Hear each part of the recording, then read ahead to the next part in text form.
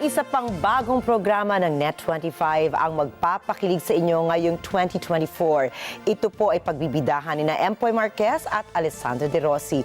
Kung ano ito, alamin sa report ni Mark De La Rosa. Ako si Lolo Ever, At ako si May. ang aking forever. Tunay na may forever sa Net25.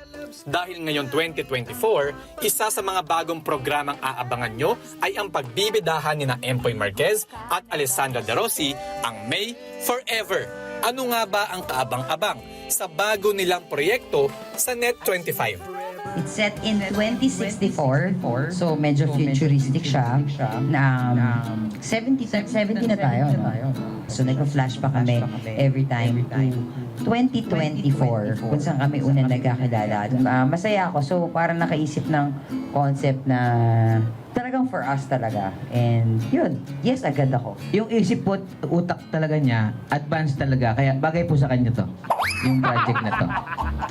Asipag mo rin eh. Kitang-kita ang saya at kilig nang walang kaparis na tambalan sa pinakauna nilang sweetcom sa telebisyon. Marami kong magandang katangian eh. Talaga, gaya ng... Ako, masipag ako, matulungin ako sa tao, mapagbigay ako, self-reliant, lahat. We feel like we've made it as a team. Okay ba yan? Charot lang. Because we are Alempoy. si Lolo Ever. At ako si May. Forever ang saya dahil kompleto ang pamilya at barkadahan sa kwento kasama sina Mitoy Yunting, Vanji Labalan, Archie Alemania, Michelle Vito, Star Kada J. Arias at Zach Francisco at marami pang iba. Pero ano nga ba ang aral ang gustong ipaabot ng Alempoy sa kanilang fans? Pinakapuso ng sitcom, gusto namin makuha nila. Kasi I'm sure, nag-start pa lang kami, nag-umpisa pa lang kami.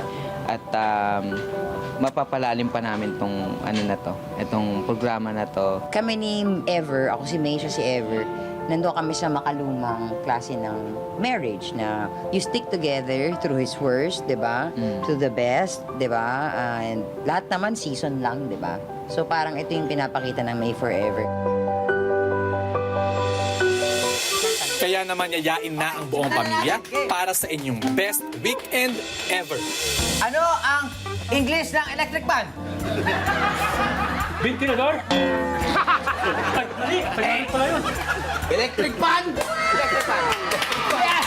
Electric fan!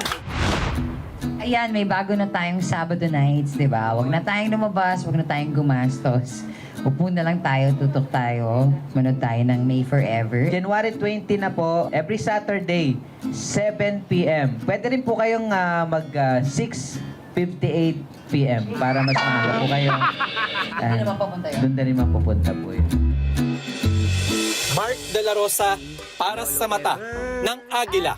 Matatag, matapang, matapat. Ever. Silo. Maraming salamat sa inyong pagsubaybay sa Mata ng Agila Primetime. Para malaman ang matatag, matapang at matapat na mga balita, ay i-follow lamang at mag-subscribe sa @Net25 TV.